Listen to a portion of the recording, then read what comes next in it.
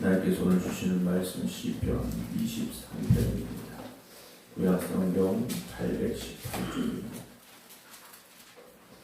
시편 23편 1절부터 6절입니다.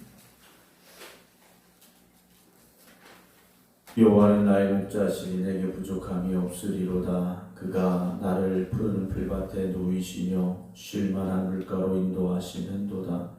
내 영혼을 소생시키시고 자기 이름을 위하여 의의 길로 인도하시는도다. 내가 사망의 음침한 골짜기로 다닐지라도 애를 두려워하지 않을 것은 주께서 나와 함께 하시니라.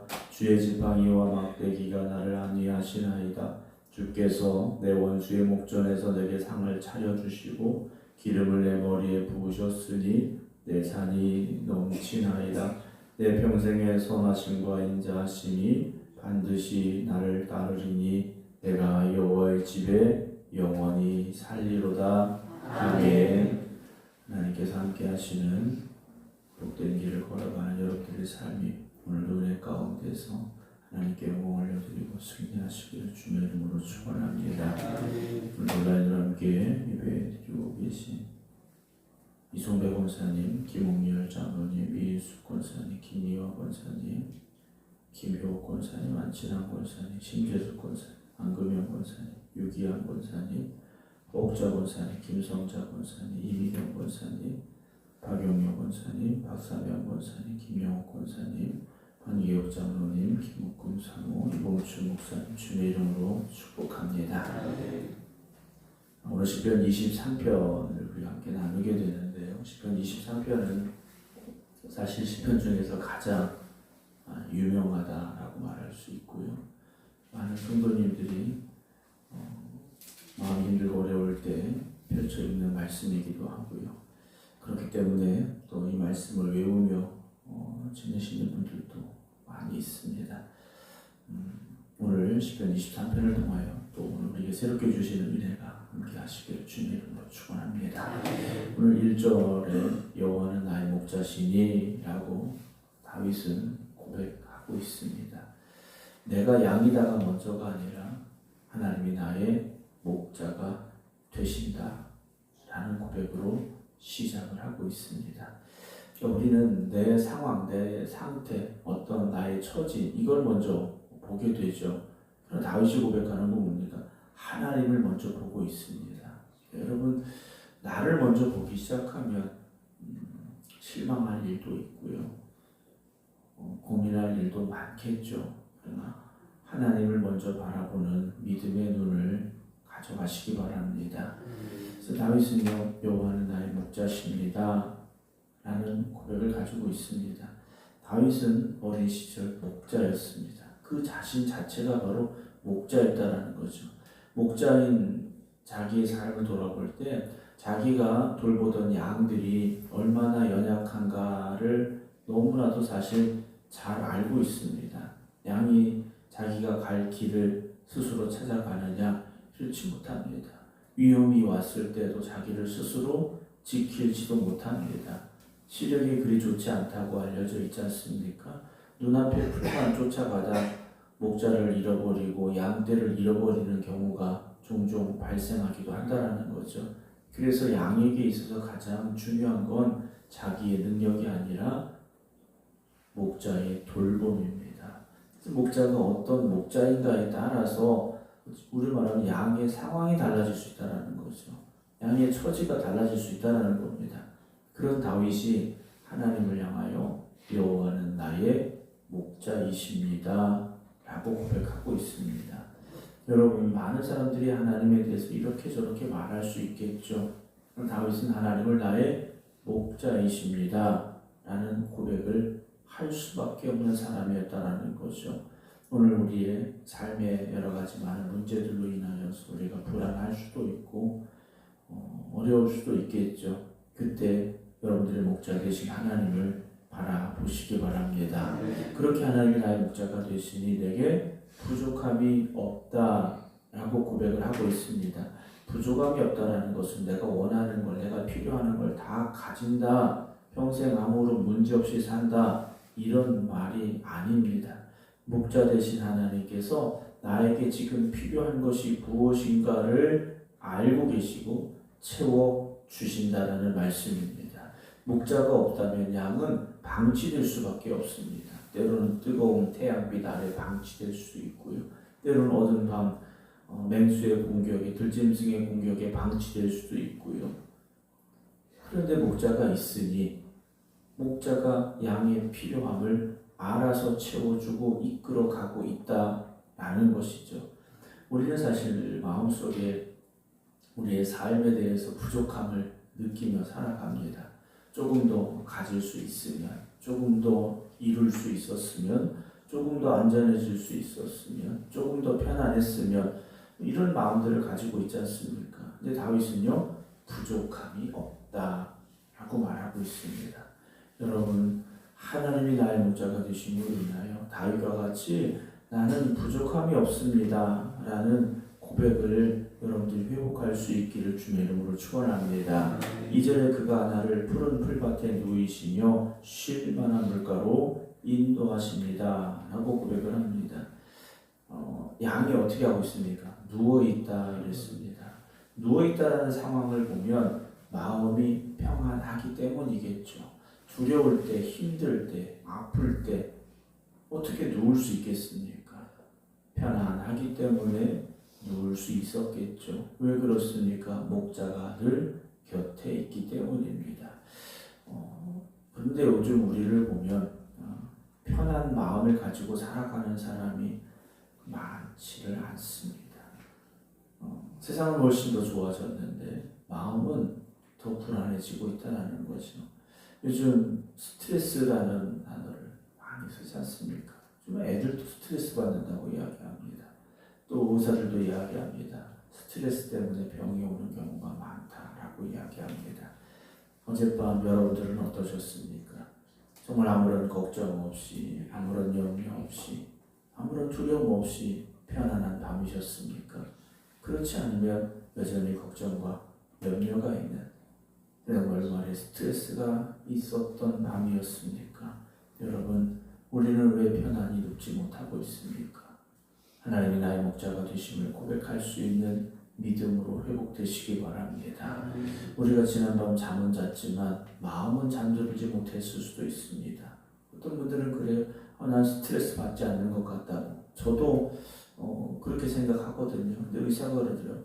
몸은 스트레스 이 마음, 내 생각은 스트레스가 없다고 생각하지만 몸은 알고 있다. 몸은 스트레스 받고 있다. 라는 이야기를 하더라고요. 여러분, 우리는 늘 긴장하며 살아가죠. 또 내일에 대한 염려, 걱정이 떠나지를 않습니다.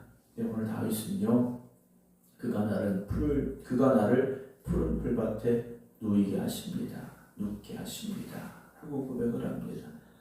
걱정과 염려와 스트레스가 있다면 오늘 새벽에 주시는 이 말씀이 여러분들에게 위로가 되시고 힘이 되셔서 주님이 주시는 평안함을 누릴 수 있기를 주님의 이름으로 축원합니다. 그래서 쉴 만한 물가로 인도하십니다 라고 말해요.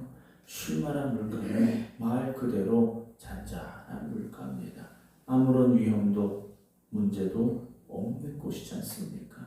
여러분, 하나님께서 그렇게 우리를 이끌어 가실 겁니다. 3절에 내 영혼을 소생시키시고 자기 이름을 위하여 의 길로 인도하신다 라고 고백을 해요. 소생이라는 단어는 뭡니까?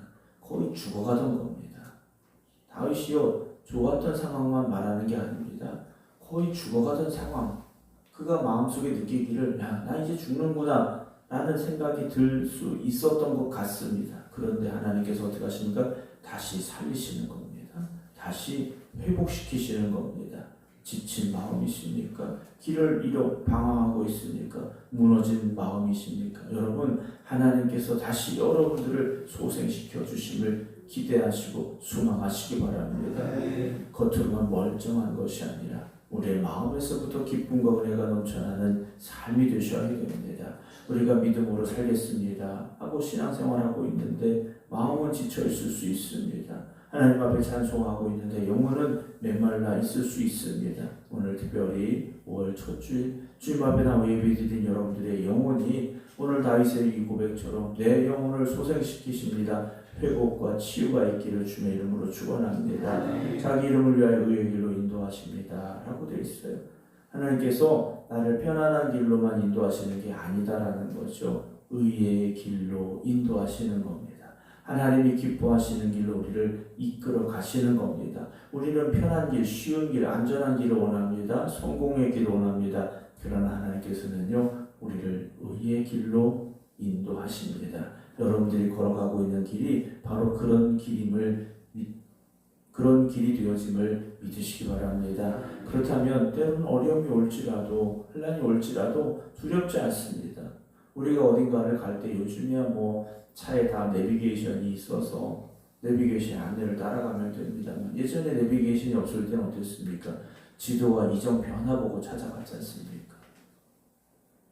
목적지는 분명하지만 내가 가는 길이 맞는 길인지 우리가 걱정이 되고 의심이 될 때가 있었습니다. 그래서 이게 길이 맞는지 아닌지 혼란스러울 때도 있었지 않습니까?